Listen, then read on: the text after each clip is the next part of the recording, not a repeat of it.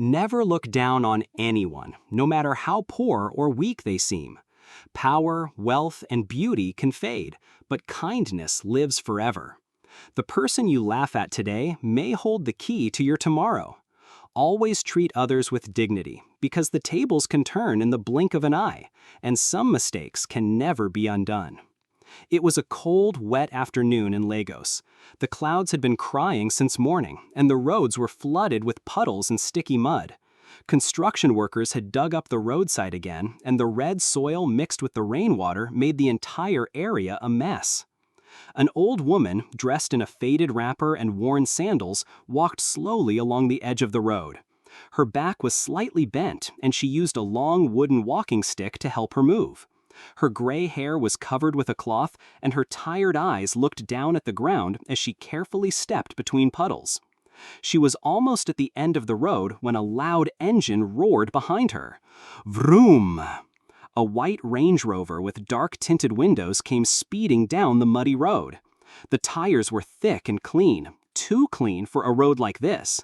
Inside the car sat Cynthia Okonkwo. Cynthia was not just any girl. She was the only daughter of Chief Okonkwo, one of Nigeria's richest men. Her family owned estates, oil blocks, shopping plazas, and even a private hospital. Cynthia had never used public transport, cooked a meal, or walked a dirty road in her life. She lived in a 20-bedroom mansion with swimming pools, drivers, chefs, and security guards. She changed her phones every month and flew to Dubai just to shop. And today, she was bored. When Cynthia saw the old woman walking carefully by the roadside, a wicked smile appeared on her face. "Let me teach her a lesson," she muttered. Without slowing down, Cynthia stepped hard on the gas pedal. Splash! Dirty water shot high into the air and landed right on the old woman. From her head to her toes, she was soaked. The once cream-colored wrapper now looked brown. The water dripped down her face, mixed with the mud, and soaked into her clothes. The old woman froze in shock. Her walking stick slipped and fell into the gutter. Cynthia slammed her brakes a few meters ahead and looked back through her mirror. She rolled down her window, leaned out, and burst into laughter. "Ah, look at you now," Cynthia shouted. "You should have stayed at home, Grandma. This road is for rich people, not for street beggars like you." The old woman turned her head slowly. Her eyes met Cynthia's. She said nothing. No insult, no curse, no cry. Only sadness. Her lips trembled, and a single tear mixed with the muddy water on her face. But Cynthia didn't care. She picked up her phone and started recording the scene. "Omo, this is too funny," she laughed as she zoomed in on the old woman trying to wipe mud off her wrapper. "Wait till Sandra sees this." She drove off, still laughing, and called her best friend. "Babe, you won't believe what I just did. I splashed this old mama on the road with water, huh? She looked like a wet cat." "Cynthia, that's terrible," Sandra said, but she was giggling too. A beg, I did her a favor. Maybe next time she'll know not to walk where rich people pass." Some passers-by had seen everything. A few shook their heads in silence. One young boy whispered to another, "She shouldn't have done that. That woman looks like Mama Efe, the heroist." But no one dared to speak to Cynthia. Everyone knew who her father was. You couldn't just go around challenging the Okonkwo family and expect to remain safe or employed. Meanwhile, the old woman slowly picked up her stick from the gutter. Her hands shook, but she didn't speak. She took one last look at the road where Cynthia had driven off and turned around to go home. Her steps were slower now, heavier, but she kept walking, her back straight, her face quiet. That night, Cynthia posted the video on her private WhatsApp group for rich girls. They laughed and sent voice notes, calling it the splash of the year. The sun was already high in the sky when Cynthia finally opened her eyes. She yawned and stretched on her massive king-sized bed covered in soft white sheets. The golden curtains in her room glowed from the sunlight, and her air conditioner hummed quietly in the background. She reached for her phone and was shocked to see 32 missed calls. Most of them were from her father. Her heart began to beat faster. Why would Daddy be calling this early, she thought. Just as she was about to call him back, her phone rang again. It was her father. "Hello, Daddy?" she said, confused and still half asleep. "Cynthia, wake up right now and turn on the TV." Chief Okonkwo's voice was loud and shaky. "What? Why? Are you not in London?" "Just turn on Channel 5, right now." Cynthia threw off her blanket and reached for the remote. Her hands trembled as she switched on the TV. Breaking news. Billionaire loses everything to massive investment fraud. Cynthia stared at the screen, unable to breathe. The news reporter spoke quickly. Chief Emeka Okonkwo, one of Nigeria's wealthiest businessmen, has lost his entire fortune overnight. Sources reveal that the billionaire invested all his wealth in a foreign firm called Delta Bridge Capital, which has vanished without a trace. Thousands of investors are affected, but Chief Okonkwo's losses are the largest. Cynthia's jaw dropped. No, this can't be happening," she whispered. Her phone buzzed again. It was her father. "Daddy, please tell me it's a mistake," she said, her voice cracking. "It's true," he said slowly. "They took everything. The banks, the oil fields, the estates, all gone. But we still have savings, right? The house, my car?" "There's nothing left. I mortgaged everything last year to invest more. I thought it would double our wealth. I was wrong." Cynthia stood frozen. "Listen to me," her father continued. "You need to leave the house right now. The bank is sending officials to take it over. Pack only what you need." "What? No, this is our home," Cynthia cried. But her father had already ended the call. Just then she heard loud knocks on the gate. Looking out her window, she saw 4 black SUVs and several men in suits. Police officers and bank officials were walking around the compound, pointing at the mansion and making phone calls. 30 minutes later, a woman with a folder in her hand walked into the living room. "Miss Cynthia Okonkwo?" she asked coldly. "Yes." "This property now belongs to First City Bank of Nigeria. You have 20 minutes to pack essential items. No luxury goods, no electronics, no gold or diamond jewelry, only personal effects." Cynthia stared at her in disbelief. "But this is my house, my clothes, my shoes." "Not anymore," the woman replied. "They're assets. The bank owns them now." Cynthia rushed to her room and began throwing things into a small travel bag. She tried to hide some expensive necklaces in her pocket, but the officers stopped her. "You can't take those." Tears rolled down her cheeks as she zipped the small bag. Everything she owned, everything she had ever known, was being taken from her. She walked out of the house she had lived in for 23 years, wearing a t-shirt, jeans, and slippers. No driver, no bodyguard, no friends. No one came to help her. Cynthia tried calling Sandra, her best friend. The call rang and rang, then went to voicemail. She called again. This time, Sandra picked up. "Hello?" Sandra's voice was quiet.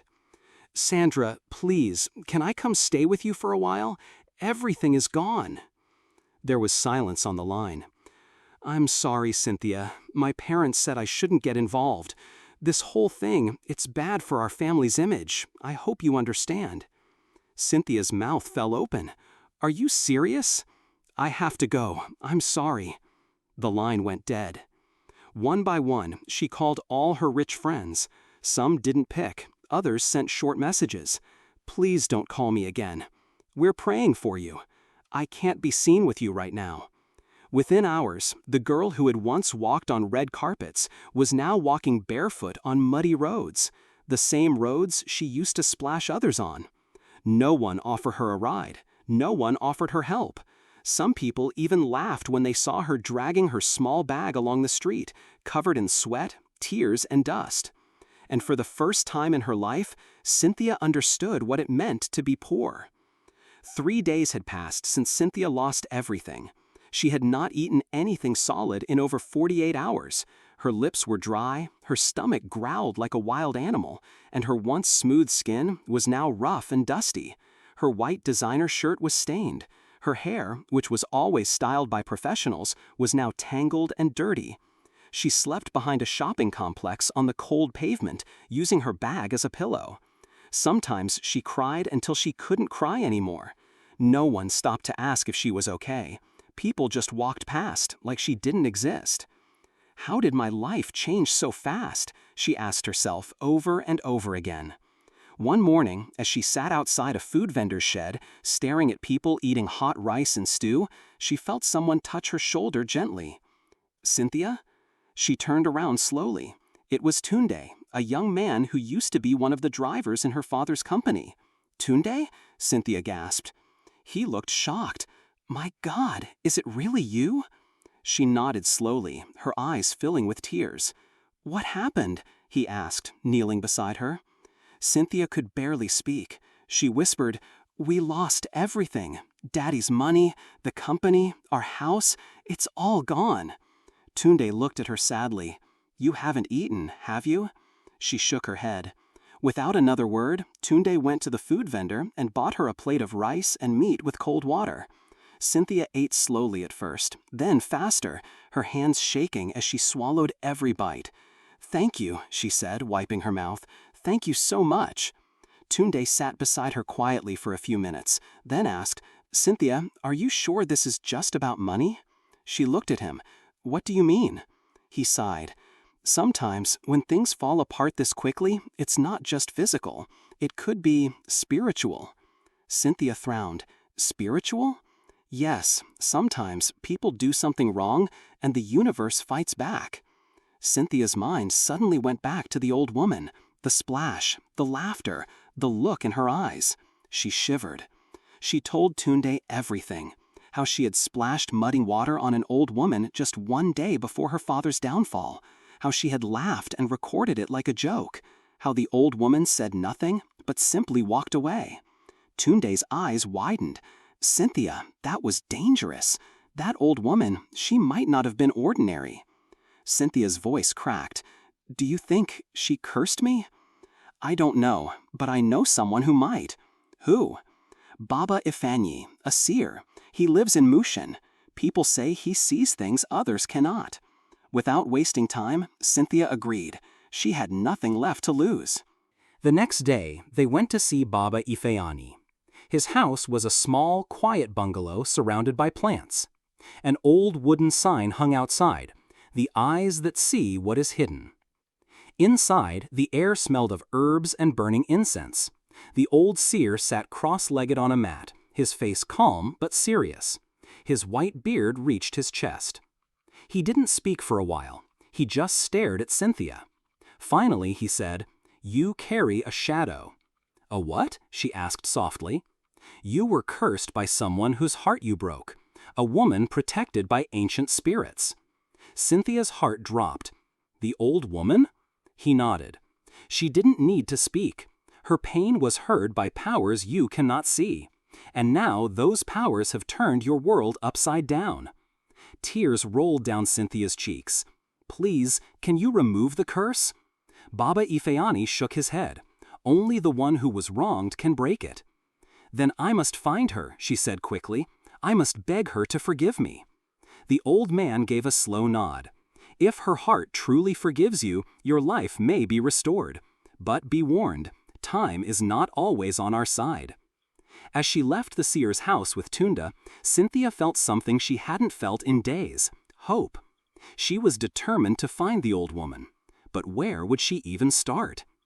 The next morning, Cynthia woke up early, even before the street sweepers began their daily rounds. Her body ached from sleeping on the bare ground, but she didn't care. All she could think about was finding the old woman. If she could just find her, maybe, just maybe, everything would go back to normal. With Tunde by her side, she returned to the muddy road where it all happened. The place looked almost the same. Potholes, puddles, street sellers shouting prices. Life had moved on.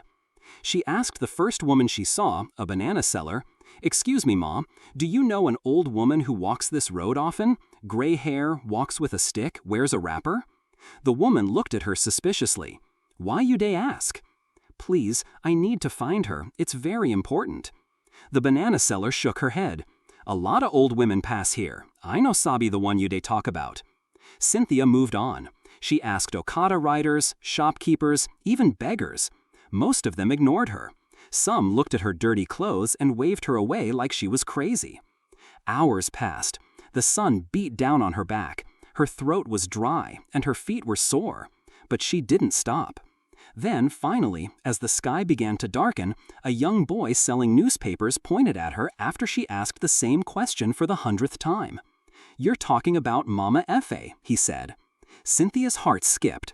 Yes, do you know her?" He nodded. "Everyone in this area knows Mama Effie. She's old but kind. She always gives food to small children and never asks for anything. People say she prays a lot." "Where does she live?" Cynthia asked quickly. The boy looked uncertain.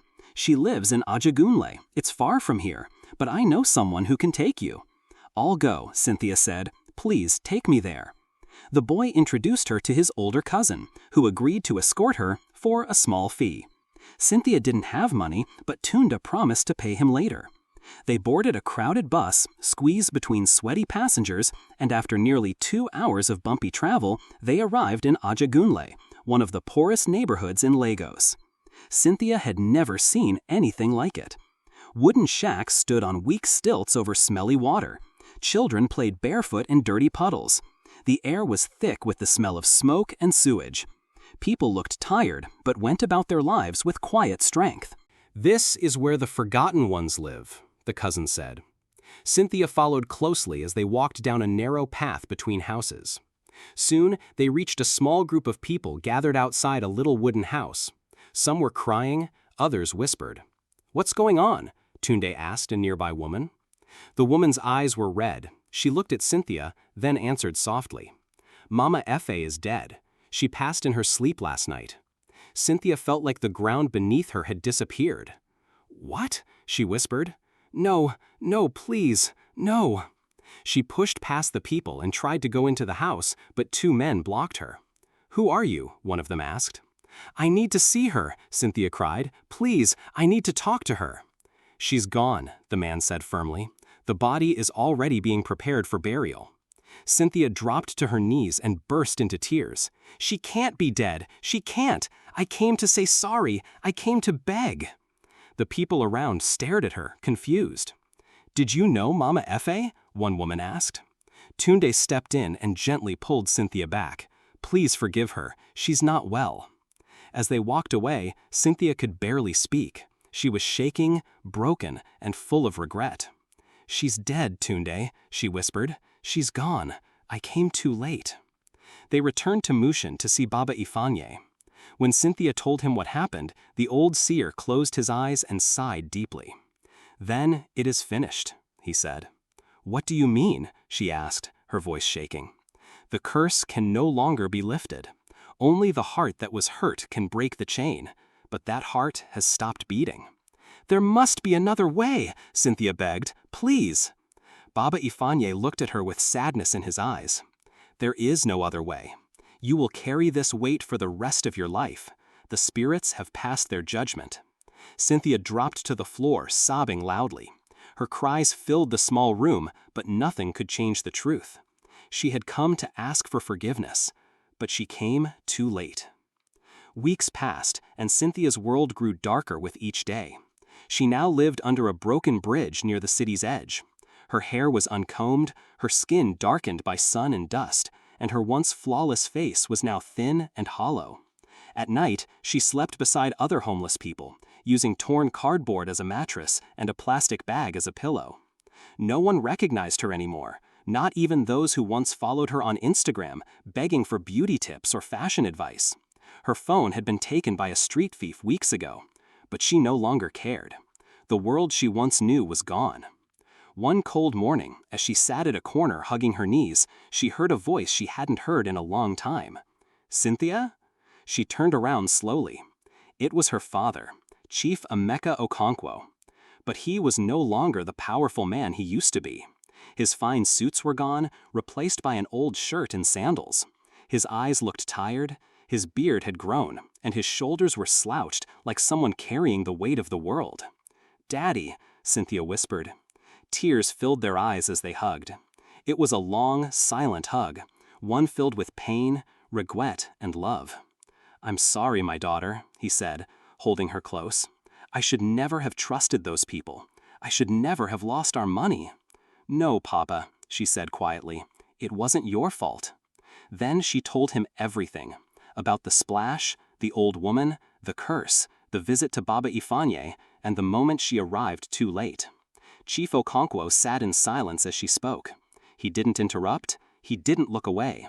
When she finished, he let out a long sigh. "I always told you we were better than others because we were rich," he said slowly. "I thought money was everything. I was wrong."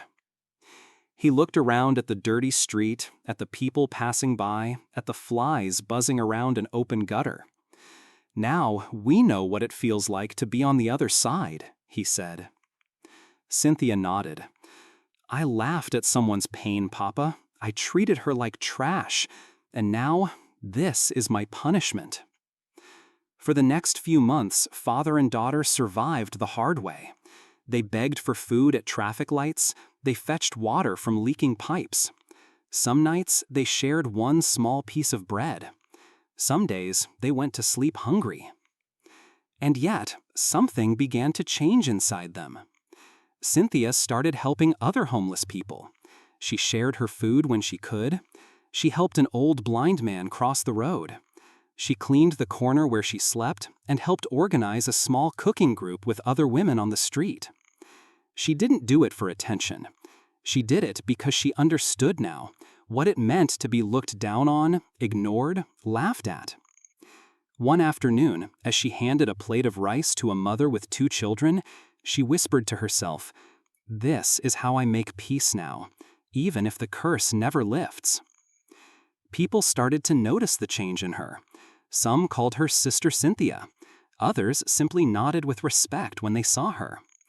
But deep down, she never forgot Mama Efe. Every night, Cynthia dreamed of the moment she splashed the old woman with muddy water. She remembered the look in Mama Efe's eyes, quiet, broken, but full of dignity. And now, she understood what that look meant. It was the strength of someone who had nothing, but still held on to kindness. Someone who refused to fight hate with hate. Someone whose silence spoke louder than any curse. One evening, Cynthia sat beside her father under their usual spot beneath the bridge. They shared a warm cup of pop given by a kind stranger. "Papa," she said softly, "do you think people like us can ever start again?" He smiled weakly. "Maybe not with money, but with the right heart, yes, we can start again by being better humans." She looked up at the night sky, her eyes full of sadness and hope.